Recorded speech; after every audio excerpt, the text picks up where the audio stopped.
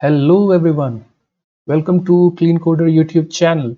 So if you are coming for the first time on this channel, I'll highly recommend you to subscribe this channel as we make content related to software engineering, system design and data structures and algorithms. So today we are going to start a brand new series on design patterns. So we'll be covering each and every design pattern in depth, but before that I just planned to make an introductory video on design patterns, like what are design patterns, why we need design patterns, types of design patterns, various categories of design patterns, and what are the individual design patterns falling under those categories. So I'll be covering these things in this tutorial. So let's get started. So what are design patterns? This is the question. So let's read this slide. Design patterns are solution to general problems. General problems developers face during software development. Okay, these are solutions to the general problems developers face during software development. Well, when they are working on developing a software, they are working in iteration, they are working in Scrum. Uh, like it is solution to general problems developer face during software development. So let's move ahead. So these solutions are obtained by trial and error over a good period of time. So these are, you can say, standard solutions which are obtained, which are derived by trial and error over a good period of time. So a lot of time is spent in making these solutions, and it is widely accepted fact that these solutions would work because like a good time has been spent on making these solutions, and these solutions are found to be working in the scenarios. Yeah, so let's move to the next slide now. So there are 23 design patterns right now which are known, and like according to the design patterns reference book, like this book you can treat as Bible of design patterns. So it's a commonly called Gang of Four book. Design patterns, elements of reusable object oriented software. These were the original four authors who have made these design patterns, who have worked on these design patterns. So you can go through this book in depth to learn more about design patterns, but like yeah, you can refer this book also. So let's move forward. Uh, so according to these authors, design patterns are based on the following principles of object oriented design. So there are some principles of object oriented design on which these design patterns are based. So let's go through these solutions, these what we say principles one by one. So the first principle is program to interface, not an implementation. That is, we want to program to interface, not to implementation. Implementation is like concrete class. We should not program to concrete class. We should program to an interface like abstract class or an interface in Java, something like that. So that there is flexibility. We should not make our system rigid. So it's that design principle. So let's go to the second design principle. Second design principle states that favor object composition over inheritance. What does this mean? This means that we should favor object composition over inheritance whenever we have choice. So this would result in better software design. So these are the two design principles on which all the design patterns are based. So let's move to the next slide now. So what are the usage of design patterns? where are design patterns used? So design patterns are a common platform for developers, like two developers or a team of developers can discuss among a problem, like the solutions could be discussed, and the terminology which would be used can be standard design patterns, so that it's understood among all the fellow developers. So they can use the terminology which is known to all the developers. That's why design patterns are used. And apart from that, these are the some of the best practices. These are the known designs. These designs are known to work for the problems they solve. So it is a kind of software best practice to use a particular design pattern. So yeah, this is all about the usage of design patterns. So let's move to the next slide now. So there are three main categories in which design patterns could be divided.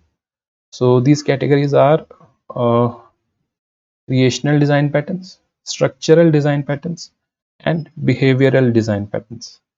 Okay, so these are the broad categories in which you can divide all the design patterns. So let's go through each and every category in detail. So let's move to the next slide. So first category is creational design pattern. So what are creational design patterns?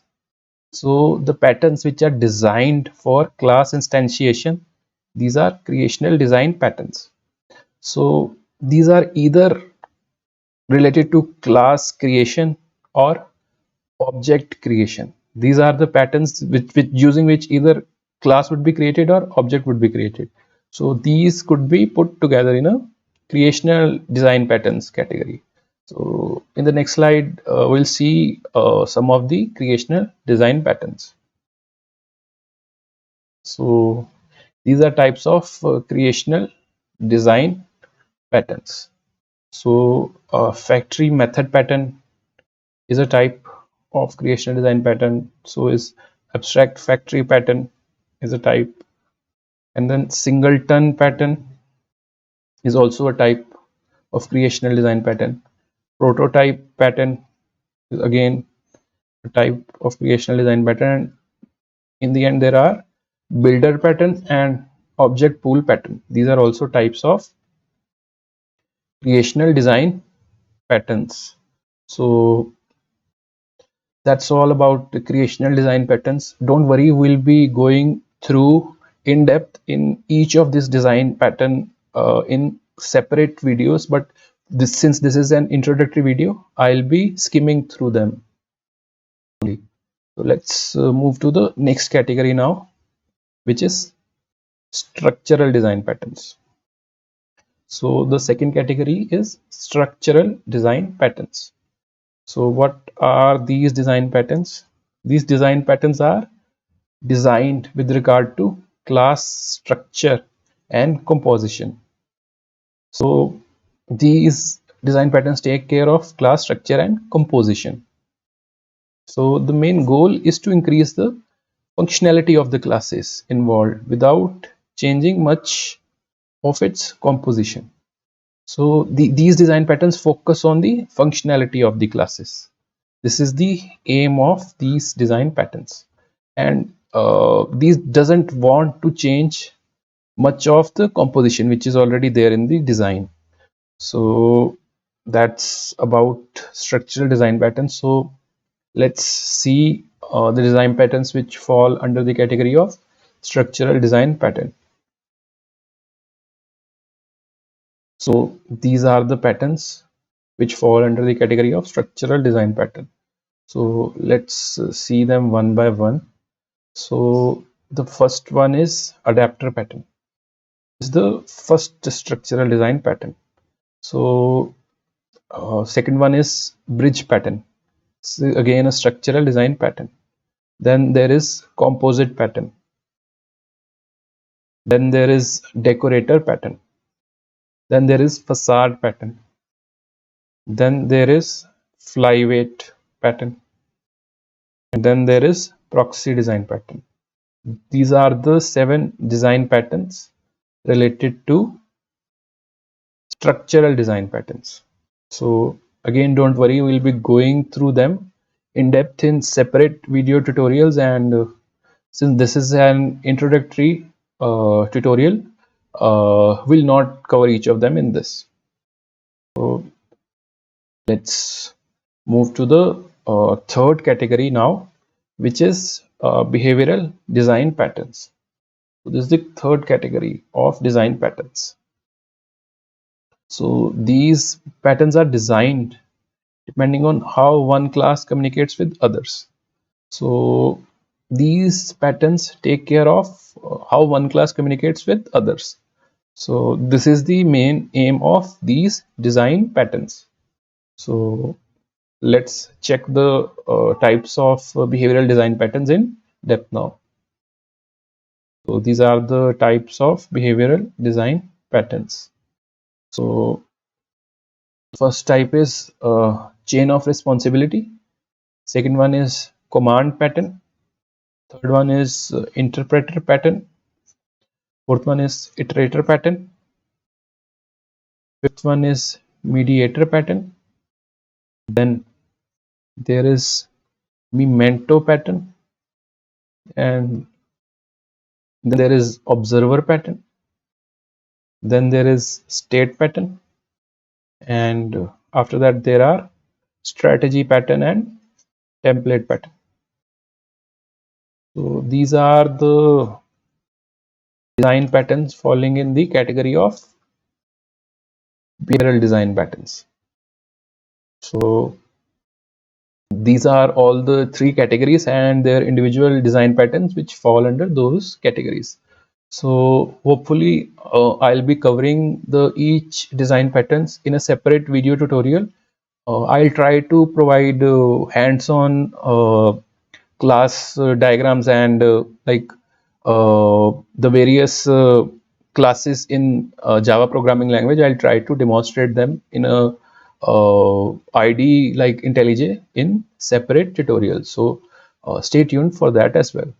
So thanks a lot for watching this video tutorial, and I hope like you liked this introductory session. So if you like this tutorial, do give it a thumbs up, and you can subscribe to my channel Clean Coder if you haven't subscribed till now. Once again, thanks a lot for watching this video. Hey guys, do check out this Instagram channel Clean Coder Community for all the jokes and memes related to software engineering. Thanks a lot.